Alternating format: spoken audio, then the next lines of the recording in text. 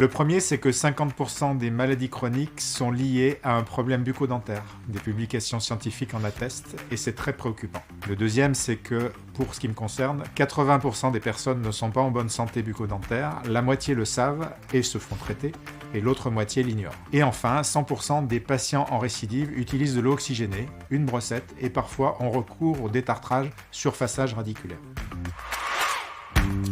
J'en mets 5 en avant, le saignement ponctuel ou régulier, la sensibilité à la mastication, les dents qui se déplacent, s'écartent ou se resserrent, le tartre de plus en plus envahissant et enfin la mauvaise haleine qui s'installe.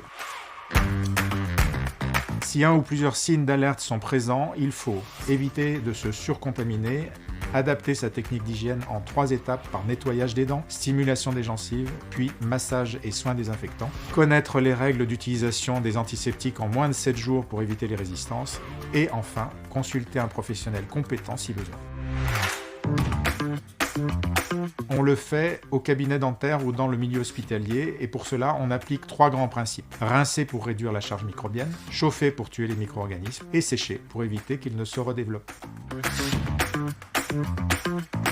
Avec les moyens du bord, c'est-à-dire avec l'eau chaude entre 40 et 70 degrés, au lave-vaisselle, au micro-ondes, à l'induction ou même avec un thermos, et enfin à chaleur sèche à 60 degrés au four ou en déplacement avec un sèche-cheveux à l'hôtel.